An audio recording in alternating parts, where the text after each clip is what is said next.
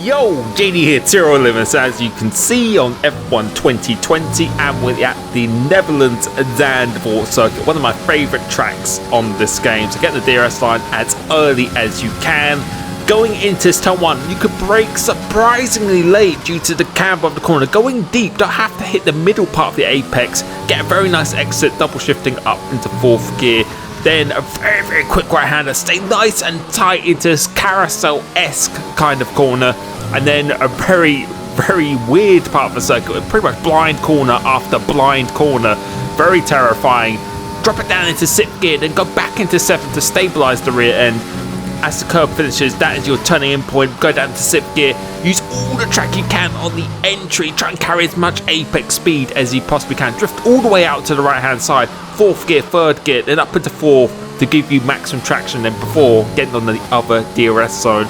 As the curb starts on the left-hand side, that is your braking point going down into here. 3rd gear, then 2nd gear for a little bit of extra rotation. 3rd gear, then go up through the gears. And then this one, going down 2 gears into 4th. Then go up into 5th quite quickly. Try and be nice and aggressive on the throttle. Stay nice and tight to the right hand side because it can shape up a little bit of time. And going across the line is an 8.4, which I didn't spend that long on this track. And I know for a fact that I can go quicker. But with the setup I was using, I feel it's incredibly stable and very, very good. But going into this turn 1, want to be braking kind of between the two boards. You can use that shadow, but you don't really want to rely on that too much. Carry a lot of apex speed. Go up 2 gears into the 4th gear, as I said before. And this one, just before the 50-meter board, that's your braking and turning point. Slight dab on the brakes.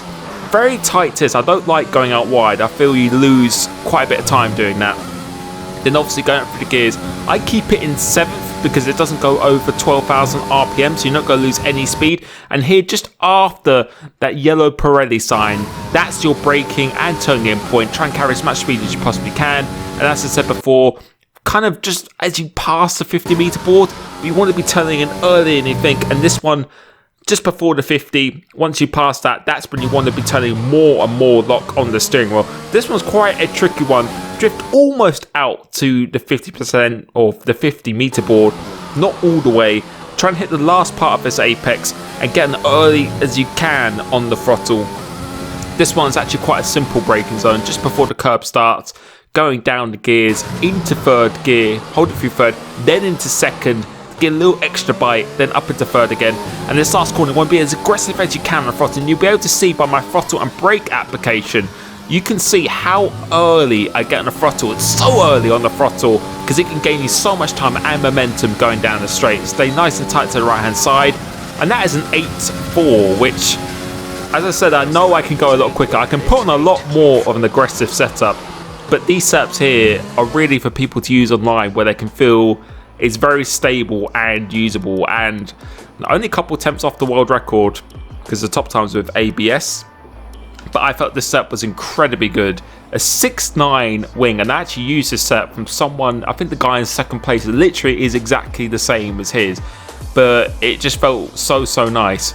58 off throttle because you need that that rotation you need when you're going off it. And this one, right, left. I think it's the same as my China setup. It's just a very good balance. Not the best in high and low speed, but just a very good balance. This one, 1 free suspension, so not as much rotation, hence why it is so stable. But I feel this setup is just so good in the race, and the rest of it, again, is much more of a stable setting. 100% and then 50 brake bias, and then just a couple clicks on the front tire pressure just to give you a little bit more response on the front end. But overall, I was really happy with that, actually. I know, again, probably be saving it for other videos where I attempt the world records. I will go back and get this world records. I know I can get it around this track.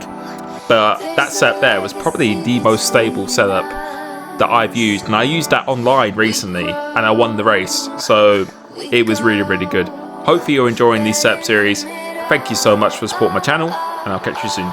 Peace.